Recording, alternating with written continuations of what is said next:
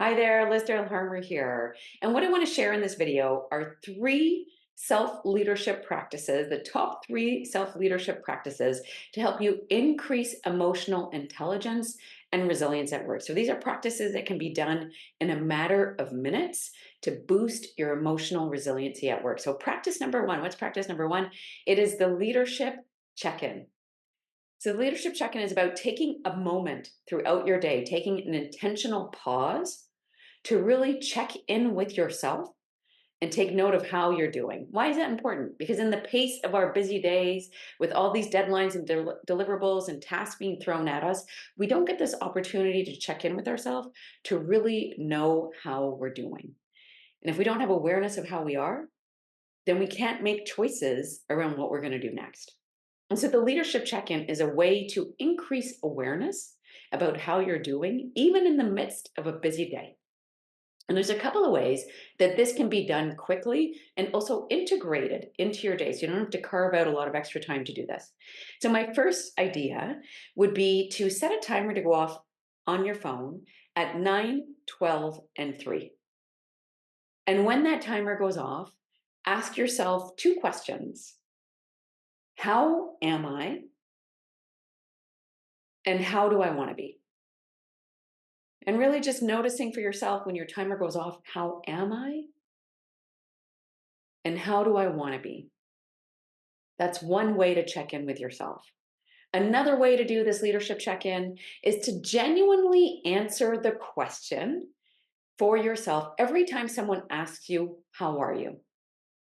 So you don't need to share your response back to the person, but you can use that as a cue to take a moment to check in with yourself. So when someone asks you in passing, how are you? Take that internal pause for yourself and really notice, well, how am I? How am I really? So that's practice number one, the leadership check in. Practice number two is centering. So often when you check in with yourself, you might notice, oh my gosh, I'm stressed. I have a lot of stress in my body. Very normal for us as we go about our work days. We're looking at computers to have our shoulders hunched, our jaws tense, our hands clenched. And so centering is one way to help regulate our nervous systems, to digest stress so we can get back to being at our best and effectively lead ourselves and our teams. So how you might center, I have separate videos on centering, I'll link to them. But one way you might center is through a practice called up and down centering. So what's up and down centering? So I'm standing right now, so it's easy for me to access, but you can also access this from a sitting position. Up and down centering is about lengthening up your back and softening or relaxing down your front. So lengthening or engaging up your back, finding that length along your back body, and then softening or relaxing down the front. So softening the eyes, softening the throat, softening the jaw, relaxing the belly, relaxing the chest, lengthening up the back, and softening down the front. That's one quick centering technique. There are others.